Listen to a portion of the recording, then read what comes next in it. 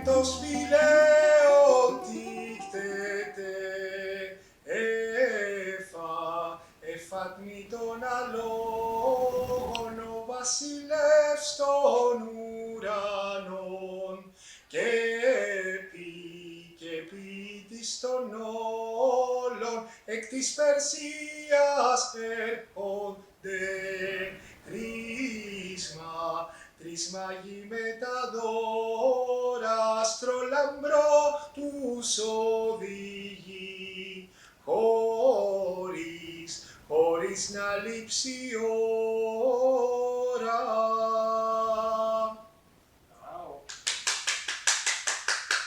Bueno, con este villancico de Navidad del 24 de diciembre he querido como comenzar esta entrevista en la cual voy a hablar de mi ascendencia, de mi procedencia, de mis ancestros y por supuesto quería como unir esta celebración que al fin y al cabo es lograr que el proyecto Griegos en Venezuela se lleve a cabo a través de este material fílmico de archivo audiovisual que va a contar la historia de los griegos en Venezuela. Canté este villancico de Navidad porque ya me uno así un poco a los anteriores que me predecesieron, que son la señora Zoe Yiannopoulos Zoe Galinakis de Yiannopoulos y la señora Antonia Yiannopoulos de Papagikos, las cuales como una era maestra, pues cantamos juntos el villancico que se canta en la Navidad el 24 de diciembre, referente al nacimiento de Cristo y a los 3 Reyes Magos que vinieron en consecuencia. Lo mismo voy a hacer con una canción que recordó Aristóteles Tiñacós, que dijo que le recordaba mucho a su padre y a su abuelo porque se la cantaban. Y esa es la canción de los muchachos del Pireo, Ta παιδιά του Πειραιά, de Manos Χατζηδάκης, que dice así: Απ' το παραθύρο μου στέλνω 1, 2 και 3 και 4 φιλιά που φτάνουν στο λιμάνι 1 και 2 και 3 και 4 πουλιά. Πως θα ήθελα να είχα 1 και 2 και 3 και 4 παιδιά. Πως θα ήθελα να μεγαλώσουν, να γίνουν λεβέντες για χάρη του Πειραιά. Así que Aristóteles Tiñacós dice que aprendió a contar los números a través de esa canción que dice Ena, que Dio, que Tría, que Tessera, pedía 1, 2, 3 y 4 muchachos, 1, 2, 3 y 4 besos, 1, 2 y 3 y 4 pájaros, dice el verso de la canción. Esto ha sido de verdad muy conmovedor, encontrarnos aquí en estos 2 días tratando de entrevistar y testimoniar la vivencia de estos seres extraordinarios que, bueno, que formaron sus familias, viajaron desde muy temprana edad a Venezuela y que construyeron sus vidas aquí y que se adaptaron y que hicieron lo mejor posible de sus existencias y un poco vinieron a testimoniar, sean los hijos a los padres, sean los que son abuelos ya y que hablaron de sus hijos y de sus nietos.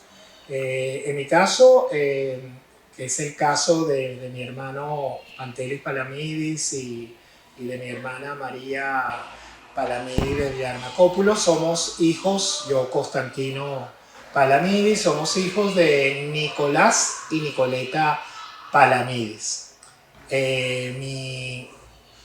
Mi papá se vino en un barco, si no me equivoco, sí, 1900 creo que 57,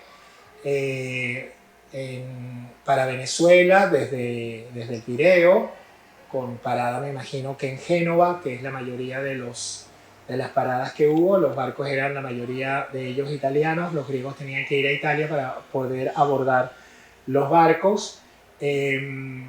Y en ese sentido, creo que ese viaje que fue motivado no fue motivado por razones muy especiales. Mi padre era letrista de canciones, era orfebre, es decir, hacedor de joyas, y había estudiado para eso en una escuela técnica de joyeros que había muy cerca de su pueblo natal, que es de la Arcadia, de la región de Mandinia, que el pueblo se llamaba Capsia. Mi abuelo y mi abuelos paternos, mi abuela paterna eran de esa región, mi abuelo paterno era de Stemnica, que es uno de los pueblos más bellos de Grecia, lo dice todo el mundo, no soy yo. Está en la lista de los 10 pueblos más bellos de Grecia, están en la Arcadia. Y mi abuela era de Capsia, justamente se conocieron allí, se casaron y bueno, y tuvieron 8 hijos. Es decir, mi papá tenía 7 hermanos, a los cuales los conocí todos. Es decir, inclusive a tíos míos que los conocí en el extranjero, los fui a visitar en Chicago, por ejemplo, donde se fueron su hermano Panayotis y su hermano Elías. Una familia numerosa, y por parte de mi mamá, que a diferencia de mi padre, que era así como del Peloponeso, de la Arcadia, mi madre nació en el Pireo de padres que vinieron de Aidini, del Asia Menor, es decir, de lo que era la Jonia, lo que es ahora Turquía. Y vinieron desterrados en el 1922, que hubo la gran expulsión por parte de los neoturcos, que llaman, los que crearon el movimiento de independencia ante la caída del Imperio Otomano eminente. Pues los turcos se reagruparon y cometieron lo que cometieron, el genocidio contra los armenios, que los echaron, los mataron, y por supuesto el genocidio de los griegos que estaban en esa región desde la época de Alejandro Magno.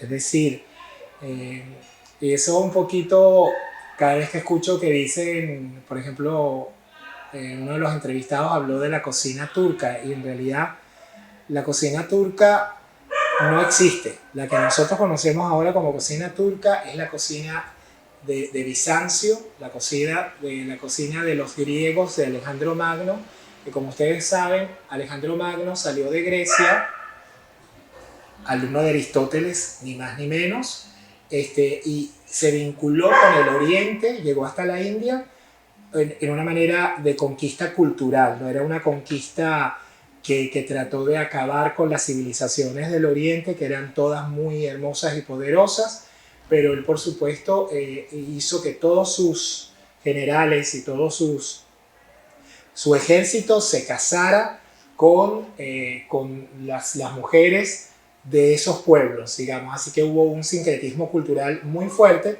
y podemos decir que lo que nosotros consideramos como la cocina, para hablar de una de las cosas del Medio Oriente, es la fusión de una cocina que llevó de los griegos, se llevó para el Oriente, y después regresó con el nombre que, bueno, cocina, qué sé yo, persa, cocina libanesa, cocina turca.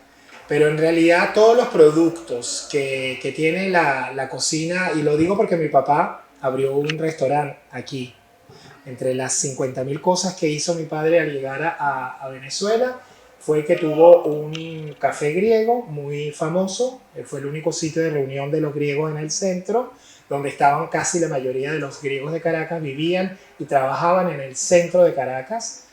Y entonces esa cocina, esa gastronomía se la enseñó mi madre, porque la mayoría de la buena cocina griega es la cocina de Constantinopla, la cocina de la polis. La gente decía, la polis decía, Istimpoli en Constantinopla decían, ¿a dónde van?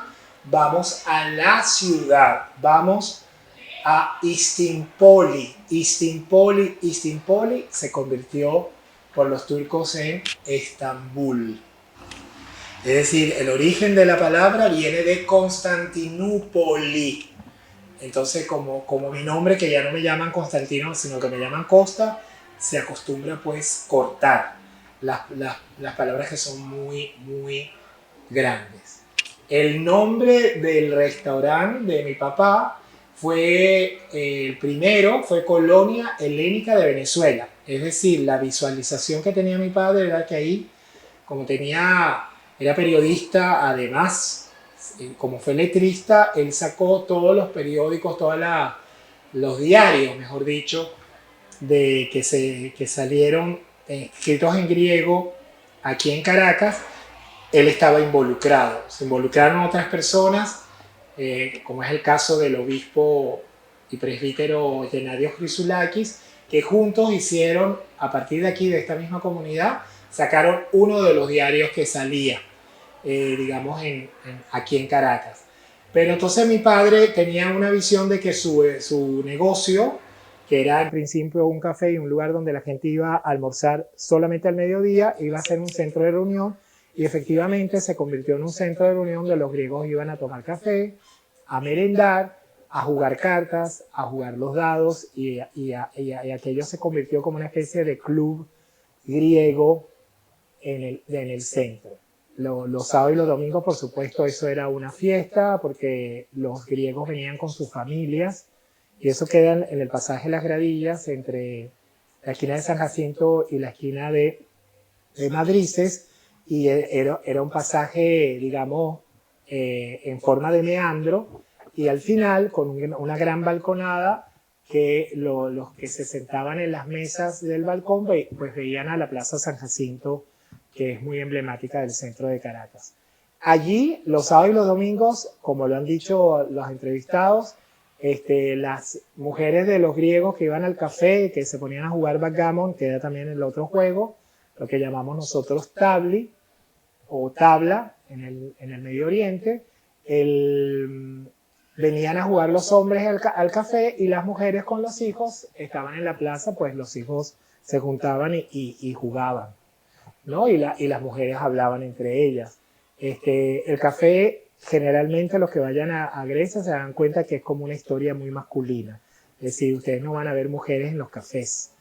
Pueden hacerlo en los cafés normales, en los cafés de otro tipo de café, pero el café, digamos, tradicional, donde solamente además vas a beber café hecho en Grecia, porque no lo llaman turco, porque así lo llamaban antes. De ahí sí podemos decir que si algo dejaron los turcos bueno en Grecia fue el café. Pero en ese sentido, el café expreso y el café griego, como lo llaman ahora, es producto de ese encuentro de hombres que conversan sobre su trabajo y sobre su vida, ¿no? Es un lugar muy particular, y bueno, yo lo sentí así porque yo trabajé en el restaurante café de mi papá más de 15 años como mesonero. Es decir, yo salía de mi colegio, de mi bachillerato y de mi universidad, y los mediodías eran sacrosantos, era la hora de 12 a 2:30, era la hora pico, porque se almorzaba, y yo llegaba, a pesar que había otros ayudantes de mi papá era una persona como que trabajaba como en petit comité, no se abría demasiado, contaba con su familia, mi madre estaba también ayudando, mi hermano ni hablar, mayor que yo, 5 años, y entonces yo era como la mascota de mesoneros del café.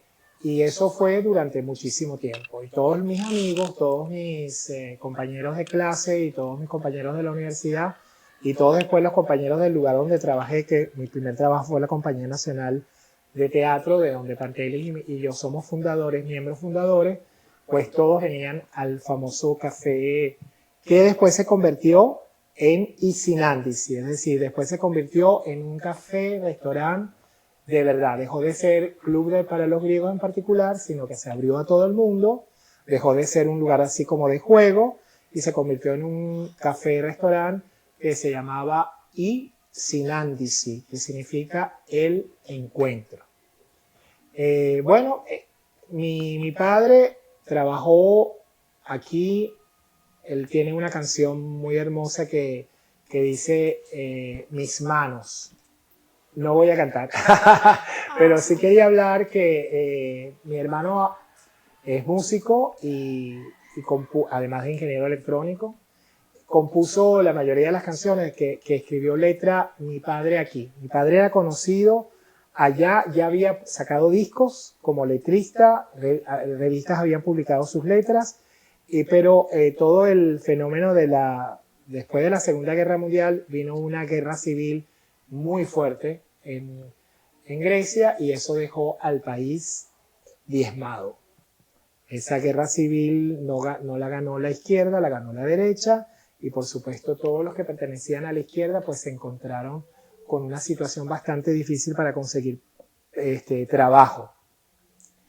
Entonces mi padre tenía un tío aquí en Venezuela que se había venido antes, un primo hermano de mi abuela exactamente, tío para mi papá. Y bueno, fue el motivo por el cual mi padre lo pensó varias veces. Venía de fracasar económicamente con una joyería que había abierto.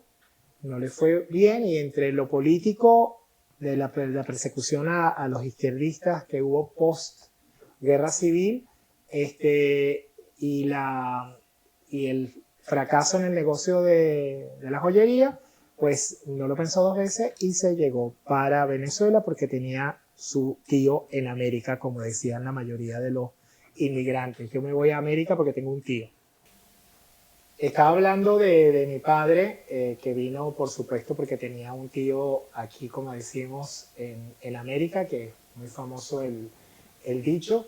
Y quería decir, bueno, que mi padre se conoció con mi madre en Atenas, es decir, que mi padre, no sé si terminé diciendo de dónde venía mi mamá, pero mi mamá la trajeron, ya había 3 hermanos de ella, son 6 hermanos, 3 hermanos de ella ya habían nacido en el Asia Menor y mis abuelos expulsados, desterrados y sin nada, llegaron con los 3 primeros hijos, que eran Argiro, Yorgos y Tomás. Llegaron, ellos nacieron allá en la región del Asia Menor y los otros 3 nacieron entre el Pireo y Atenas. Es decir, mi tío Anastasio, mi tía Evangelía y mi mamá Nicoleta. Mi madre es del Pireo, es decir, es uña y carne del puerto, porque ella era muy orgullosa del lugar donde ella nació. Ella le decían, ¿usted es ateniense? No, soy pireótica, soy del Pireo. Y a los 13 años, mis abuelos viven en el centro de Atenas, yo conozco mucho la región, porque, bueno, primero donde trabajó mi abuelo y tenía a mi abuela, era una casa muy humilde en el centro de Atenas y mi abuelo comenzó allí a hacer como los mandados de una cantidad de comerciantes y de una cantidad de empresas que funcionaban en el centro, llegó sin nada y bueno, se convirtió en una especie de office boy, bedel, en aquella época para poder subsistir, ¿no? Y entonces mi mamá, que vivía entre la calle Pericles y la calle Leca del centro de Atenas, a los 13 años va paseando, dando vueltas por el centro, que era su lugar y allí llegó mi papá, que era joyero, que era hacedor de joyas orfebre, y lo contratan en una especie de sótano donde hacían joyas. Entonces es muy cómica la anécdota porque eso estaba en un sótano y mi mamá, que era muy bella, ya ustedes lo van a ver en las fotos, ella caminaba por allí y mi papá, que estaba haciendo las joyas, lo primero que vio fue lo que llamamos los venezolanos el picón, ¿no? Le vio las piernas a mi mamá y se quedó prendado. Y entonces después la persiguió, la abordó en un momento dado y allí se convirtieron novios, es decir, tuvieron un noviazgo de 10 años. De mi mamá desde los 13 y mi papá tenía 23 porque tenían 10 años de diferencia. Entonces, bueno, la historia de mi mamá, por eso a veces con todo lo que escuché me sentí muy identificado porque mi madre me decía, cuando mi papá se le ocurrió irse con mi mamá y con mi hermano Pantelis, que ya tenía 4 años, es decir, primero salió mi padre, pero al año, creo que mi padre se fue un año antes, el 57 como dije, y el 58 ya estaba viajando mi mamá con mi hermano Pantelis y con la hermana de mi papá en el mismo barco para Venezuela también. Es decir, mi papá se llevó a su hermana, a su esposa y a su hijo. Entonces, mi mamá cuenta que quizás la gran alegría que ella tuvo en Venezuela no fue llegar a Venezuela, sino que en el 59 al año nazco yo, digamos, y porque ella contó que fue tan fuerte el shock de llegar a Caracas, porque ella venía de Atenas. La mayoría de los griegos lo cuentan, y incluso lo cuentan los que vinieron de los pueblos. El shock grande fue ver la pobreza de los barrios que circundaban Atenas en pleno años 50, ¿no? Bajar del aeropuerto y que los trajeran y que vieran, si venían de noche, y eso me pasó a mí, ya después les cuento más detalles, les parecía un pesebre, porque aquello era como un pesebre de nacimiento lleno de lucecitas, no veían la calidad de los ranchos, porque ranchos pueden haber muchos, pero la calidad de los ranchos, y entonces, bueno, era un shock. Lloraban, como lo han dicho en las entrevistas, a dónde he llegado, aquí se ve demasiada pobreza. Llegaban a Caracas y evidentemente se les iba borrando poco a poco con el tiempo porque la Caracas del centro no era lo mismo que los ranchos de los Magallanes, ¿no? O de Catia, en aquel momento. Entonces, mi madre decía que ella no se pudo acostumbrar mucho, y eso lo estábamos ahora hablando de la arepa y de la yaca, que podemos conectar mucho con lo que dijeron los queridos invitados a las entrevistas. No se acostumbró nunca porque su vida fue ateniense. Y cuando hablamos de Atenas, hablamos de la capital de Grecia, hablamos del legado ateniense que es tan fuerte, solamente con que tú veas la Acrópolis en esa ciudad, pues ya no tienes nada que hablar. Es decir, es demasiado lo visual de esa ciudad a nivel histórico y artístico es tan grande. Entonces, bueno, ella me decía, bueno, yo allí iba al teatro una vez a la semana. Aquí llegaba a un país extranjero que no hablaba su idioma, es decir, me sentí anulada. Es decir, ella, por ejemplo, no quería comer nada hecho con maíz porque maíz le recordaba la guerra, la ocupación alemana, donde por 4 años los griegos se murieron de hambre, de cadáveres recogidos en la calle. Las fotos son tétricas de la ocupación alemana.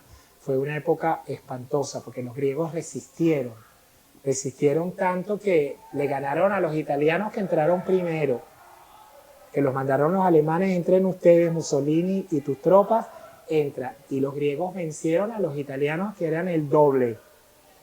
Claro, con los alemanes no pudieron eso con el armamento de ellos y fueron ocupados con la bandera nazi en la Acrópolis, que era como una especie de vergüenza, que la veían esa bandera. Hubo un héroe de la resistencia, Manolis Glezos, que casi dio la vida, subió solo junto con un compañero, ahora no me recuerdo el nombre, y bajó la bandera nazi de la Acrópolis. Pero eso fue un acto de heroísmo, ¿no? Y nadie supo y después todo el mundo supo que fue él, ¿no?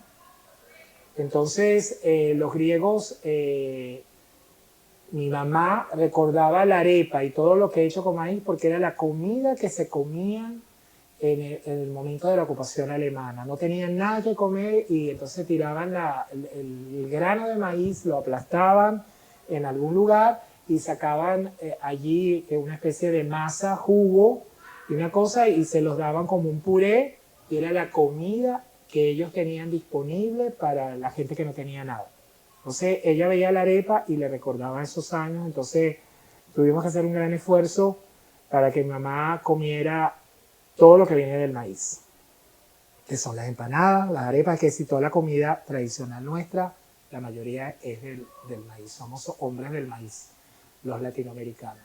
Entonces, eso por un lado, y lo otro, digamos, el bagaje de ella, digamos, cultural, era de una visión tan diferente, de vivir en Atenas con una cultura de los griegos del Asia Menor que eran más cultos que los griegos de la Grecia continental, que es decir, el griego que vivía en Constantinopla o en Esmirna, que también era la segunda ciudad, no tenía nada que ver con el griego, digamos, que vivía en Atenas o en Salónica.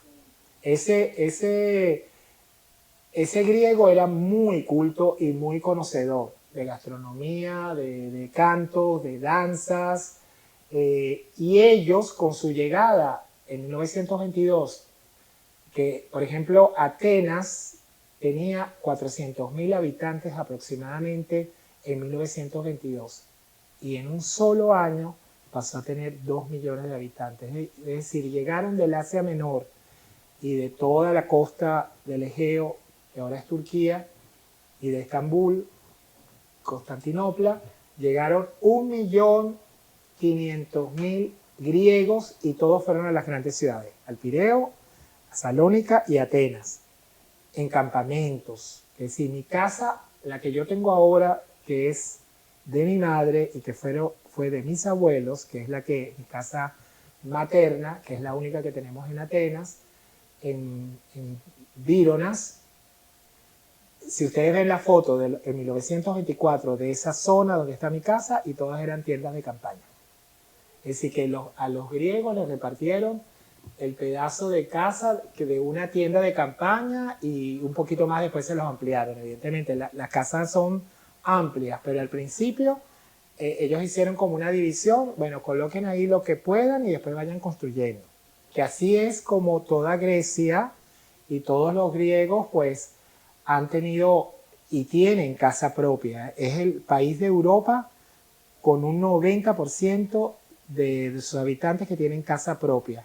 A partir de lo terrible que fue la llegada de los griegos del Asia Menor. El próximo año, 1922, fue la gran catástrofe del Asia Menor. Se van a cumplir 100 años de esa terrible historia que, para mí, a nivel cultural y a nivel histórico, a nivel social, cambió a Grecia ese año. Es decir, la llegada de todos los refugiados y desterrados y expulsados del Asia Menor.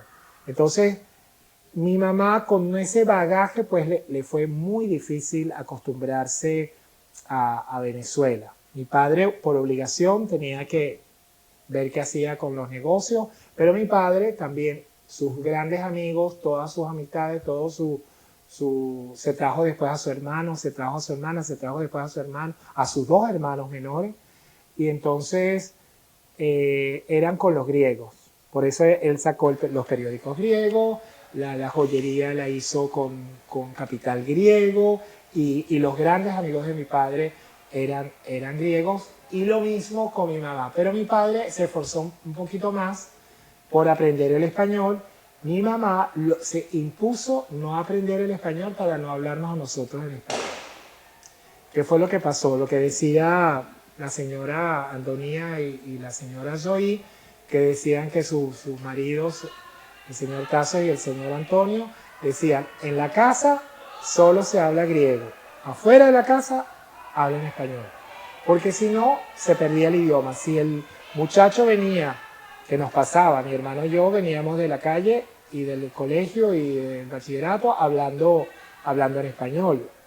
Cuando llegábamos a la casa cambiábamos el switch, y esa fue la única manera por la que nosotros mantuvimos el idioma. Y lo digo por eso, porque les dicen mucho de los palamides y los palamides aquello, porque es que solamente de esa manera tú podías como incentivar el aprendizaje de tantas cosas que los griegos tenían. A mí mi madre me enseñó a bailar todas las danzas griegas, fue la primera. Mi padre ni hablar, todas las canciones. Entonces, mi padre pasó 35 años sin regresar a Grecia en Venezuela.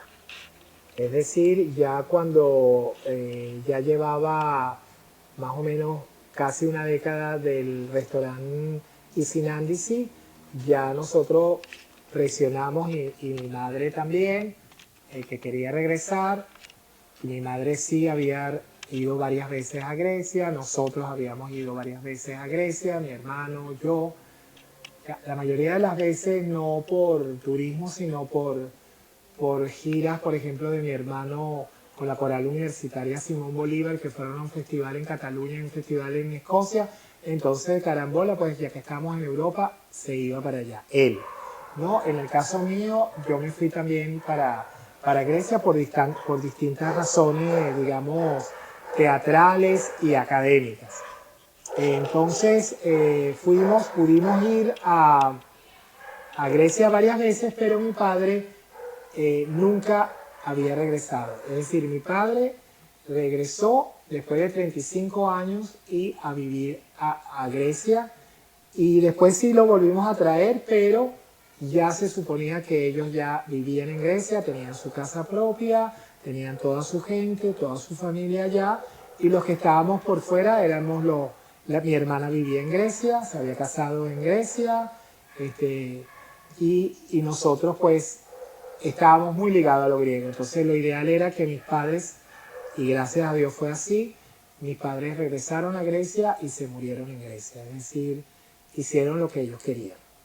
Estar con su gente y en contacto con su familia, con sus hermanos, con sus primos, con sus sobrinos. Tenemos una familia numerosísima en Grecia, y más allá, más también toda nuestra familia, ¿cómo se llama? Adoptada, porque todos los griegos venezolanos son para nosotros como una familia. Todos los que conocimos en la juventud griega, todos los que conocimos en la comunidad que ahora están en Grecia, pues ustedes se imaginarán que para nosotros son como los amigos de historia, ¿no?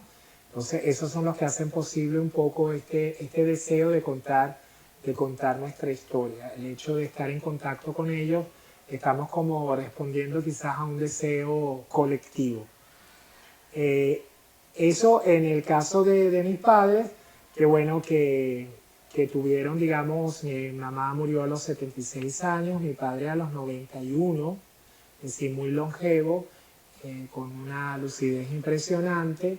Mi padre, llegando a Grecia, mi hermano lo ayuda a tener un periódico digital. ¿Te imaginas eso, no? Mi padre de 70 años manejando la laptop, escribiendo, colocando todo, hacía caricaturas. Mi hermana se las escaneaba, le ponía a él los títulos y los publicaban dentro del periódico digital.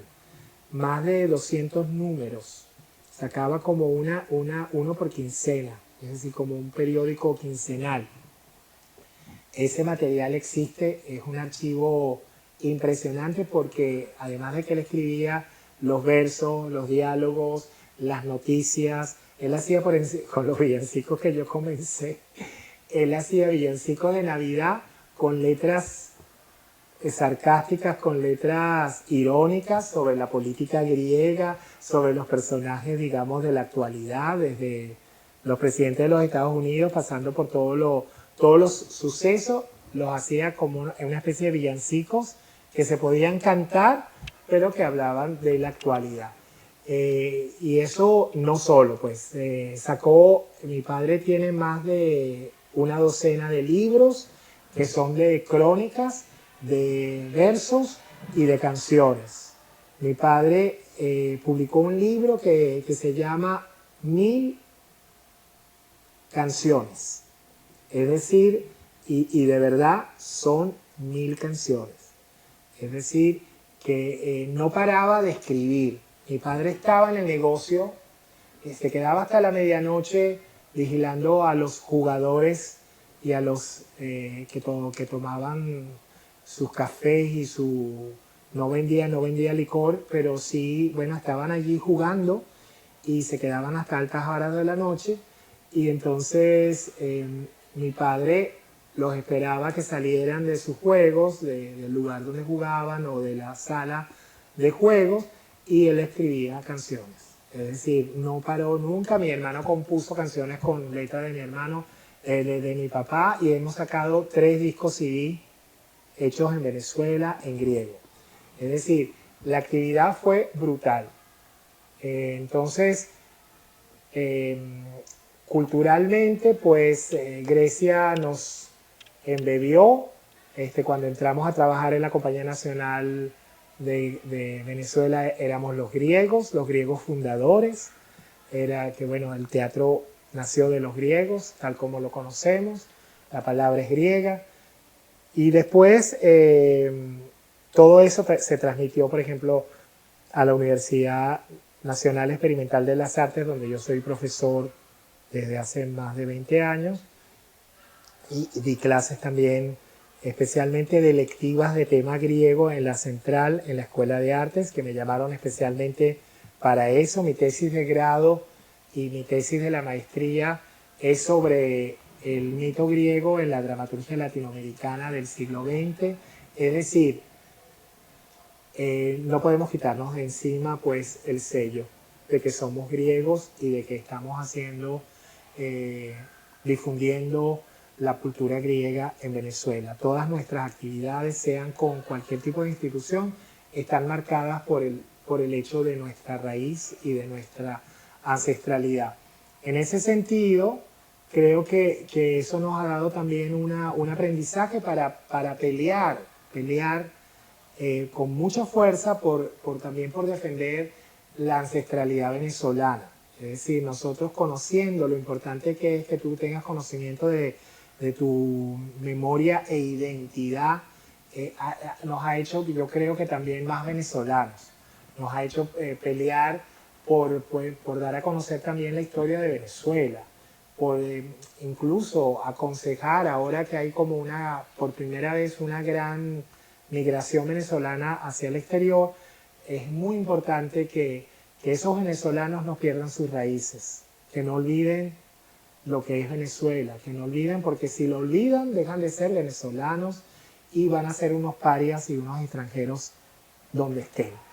Es decir, fíjense lo que les pasó a muchos de los griegos que llegaron, que perdieron el contacto y después les fue muy difícil volver a Grecia.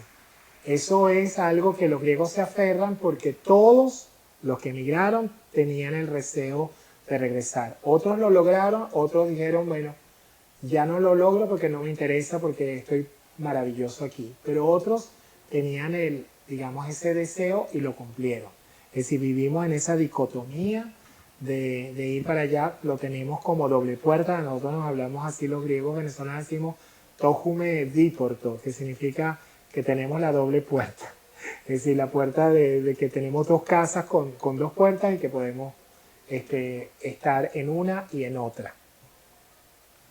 Entonces, no era solamente hablar el idioma, era lo que el idioma conlleva. Entonces, eso fue fundamental y eso hizo que nosotros fuéramos como, mi hermano y yo, fuéramos como pilares fundamentales de lo que fue la historia de la juventud griega de Venezuela, que es el capítulo que voy a hacer a continuación.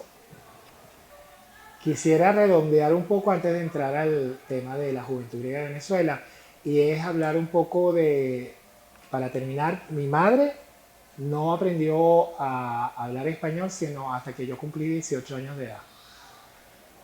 Tenemos una historia familiar bastante dramática, bastante especial, porque algo que es muy importante decir, llega mi mamá con mi hermano buscando a mi padre que ya había venido un año antes a Venezuela. Yo nazco en 1959, mi hermano había nacido en 1954 y a los 2 años nace también mi hermana María aquí en el 61. Es decir, ayer 24 de julio mi hermana cumplió 60 años. Está en Atenas viviendo con su familia. Pero a los 11 meses de mi hermana y con Pantelis que ya tenía 9 y yo tenía 4 o 5, nos regresamos, mi mamá con los 3 hijos, para Atenas. De nuevo para Grecia, de vuelta. Con la idea de que mi papá nos iba a acompañar después de 6 meses, como dicen todos, o máximo un año. Él iba como a finiquitar con todos los negocios. Mi mamá tenía que arrancar por los colegios de míos y de mi hermano, etcétera. Tenía que irse antes de cuando él podía. Pero vivimos 4 años en Atenas, en Grecia, sin mi padre, porque mi padre no regresó nunca y se tomó la decisión de volver otra vez a Venezuela. Así que esa cosa del viaje que está muy presente en mí, es decir, desde pequeña edad yo tuve, digamos, el viaje como una condición, cosa que no he parado de hacerlo en toda mi vida. Es decir, yo viajo continuamente, es decir, todos los años yo viajo. Es decir, no puedo decir que yo viví en Venezuela, sí, la gran mayoría de mi vida, pero la mitad del tiempo que digo que viví en Venezuela está en continuos viajes, digamos, sea de conocimiento, de placer o de turismo o de diferentes cosas. Entonces, ¿por qué? Porque, bueno, yo me perdí, por ejemplo, en el aeropuerto de Roma, mi madre llegó a Roma y me perdió, es decir, yo tenía 4 años y me le desaparecí y fue una especie de drama en el aeropuerto porque no me consiguieron sino 2 horas después. Mi madre estaba enloquecida.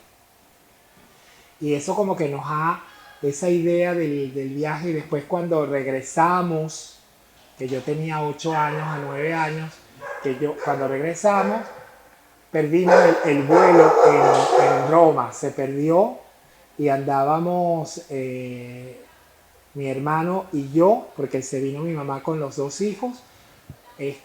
Vimos un día en Roma porque mi mamá dijo, si nos quedamos en Roma obligada porque se perdió el vuelo y tenemos que esperar un día más, pues vamos a conocer Roma. Es decir, que para mí la condición viajera ya traspasó todos los genes, pues es naturaleza propia, ¿no?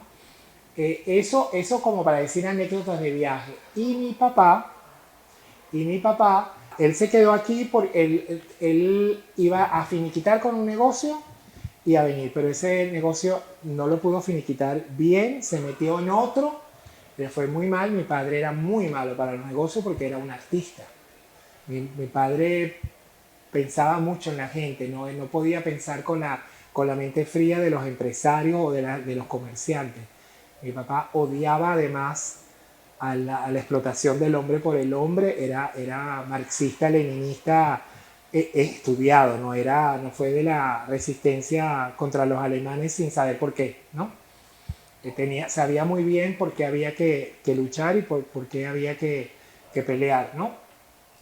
Entonces eso evidentemente no hizo que no tuviera nunca la tuvo. Siempre los trabajos de mi padre fueron muy, muy duros y con lo suficiente como para mantenerse y para poder vivir. Nunca tuvo riqueza, jamás. Es decir, lo suficiente y si tenía dinero de más lo invertía en sus hijos. Es decir, a mí nunca me faltó un libro, no me faltó dinero para ir a ver cine, teatro. Es decir, yo iba a la caja registradora del negocio de mi papá, del café, del restaurante, tocaba y sacaba el dinero que yo necesitaba para hacer lo que él consideraba. Él me daba permiso porque sabía que yo no gastaba dinero por gastarlo, que teníamos una educación en ese sentido. Entonces tuvimos muchísimas amistades, muchísimas, muchísimas relaciones, porque por el negocio de mi papá pasaron todos los griegos. Es decir, ustedes lo van a escuchar y todo el mundo conocía el cafetín de mi papá. Y una amiga mía me dice, es que el cafetín de tu papá era la embajada de Grecia. En aquel momento no había embajada. Era el lugar donde los griegos se conseguían para ver cómo se ayudaban los unos a los otros. Entonces hay cuentos espectaculares de lo que pasó en esa colonia helénica de Venezuela. A partir de allí, bueno, con ese bagaje de nosotros dos, con mi papá y con mi mamá, fue que nosotros nos llaman se hizo un intento de crear una asociación griega. Todavía no se había creado la comunidad griega ortodoxa de Caracas, y se hizo un intento de crear una asociación nueva cultural y montaron una obra de teatro. Yo era muchacho de 18 años y no, mentira, de 14 años, muchacho de 14 años y mi hermano de 19. Y nosotros nos llaman, éramos los más pequeños para participar de una obra de teatro hecha por mayores en su mayoría, para presentarse en el Teatro Nacional un día una comedia de costumbres griegas, ¿no? Se llamaba Juventud de 2 centavos, ¿no? Ñaspedaras ñata. Entonces, allí actuaba la que era mi profesora aquí en el colegio griego, mi maestra. Actuaban amigos de mi padre, actuaban gente, digamos, que manejaban el idioma griego porque era en griego, no es que era una traducción. Entonces, a partir de allí, el padre Llenadios seguro que fue a ver la obra, él tenía en la mente qué hacemos con los jóvenes, qué hacemos con los jóvenes. Entonces, pensó en llamar a los 4 que estábamos participando de esa obra de teatro, que éramos los 4 jóvenes, y todos los que estaban disponibles. Y en 1974 se crea aquí, en la comunidad griega, se crea la Juventud Griega de Venezuela. Esa juventud duró 10 años de actividades. Lo verán a través del documental, a través de las fotos y a través de todo el material de la gente que cuenta cosas sobre la juventud. Fue una cosa asombrosa, porque yo después he investigado sobre las comunidades griegas de América del Sur o de Latinoamérica, y ninguna, incluyendo las argentinas y las brasileras, que eran bastantes los griegos allí, no tuvieron la actividad tan rica, tan diversa como la que tuvo la Juventud Griega de Venezuela, porque fue, de verdad, los que estábamos allí éramos como de diversas extracciones culturales griegas, teníamos un bagaje muy fuerte de conocimientos, éramos todos estudiando en la universidad o terminando el bachillerato, y teníamos el bagaje cultural de cada uno de nuestros padres, ¿no? Entonces los aplicamos allá. Entonces se montaron más de 12 obras de teatro en griego. Eso no se ha hecho en Latinoamérica en ninguna parte, ni en México, ni en Argentina, ni en Chile, donde había, ni en Panamá, etc. Se montaron más de 20 recitales de música griega.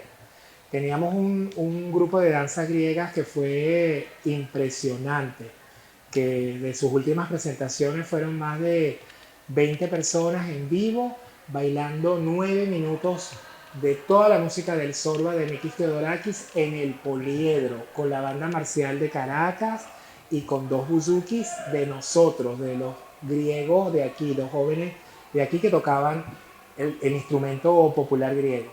Entonces,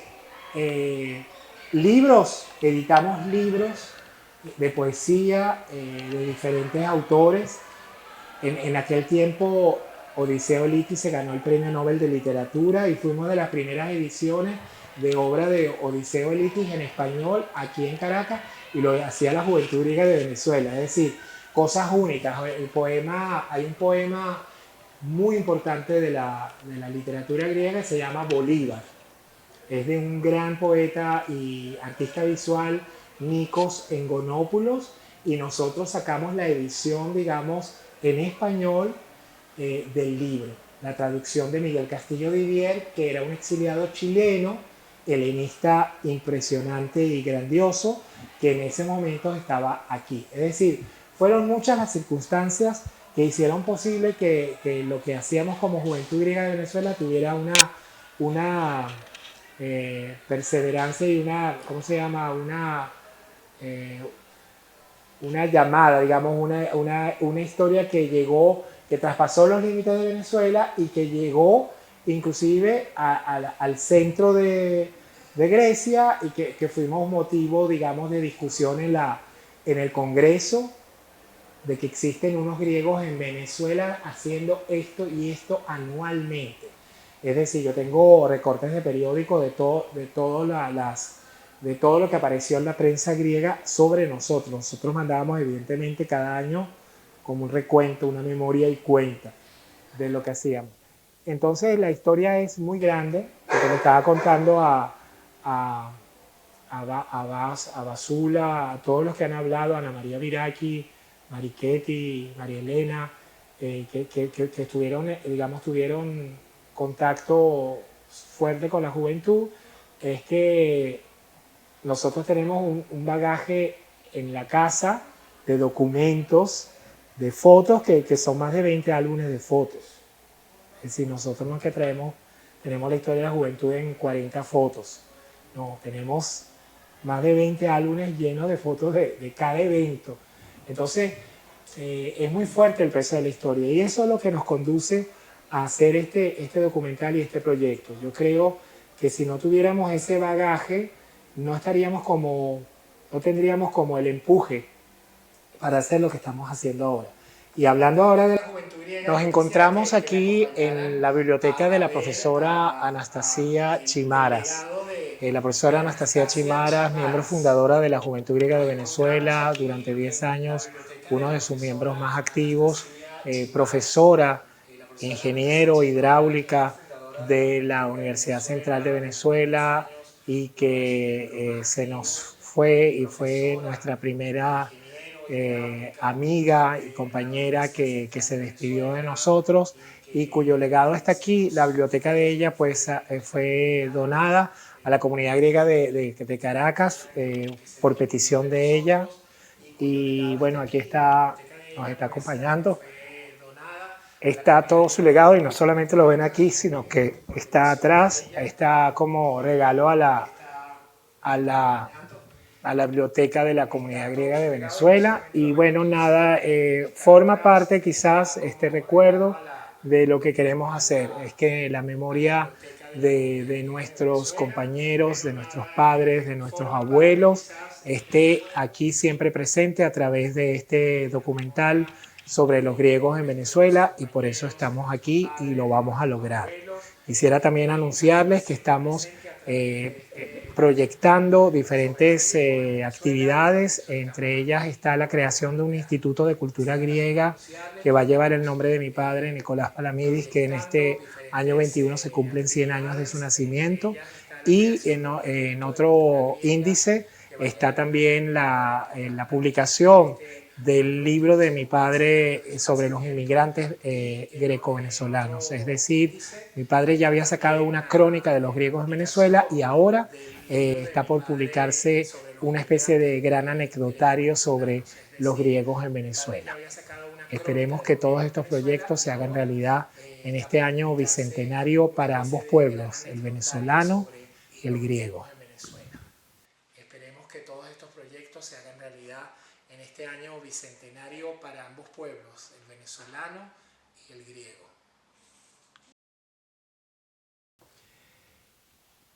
Entos pileo tiktete εφάτνη των αλόγων ο βασιλεύς των ουρανών και ποιητής των όλων. Απ' το παραθύρο μου στέλνω 1, 2 και 3 και 4 φιλιά που φτάνουν στο λιμάνι 1 και 2 και 3 και 4 πουλιά Postacelana hija enna que dio, que tría, que te será pedia. Postacelana megalosun, nayirun, levedes, yahari tu pirea.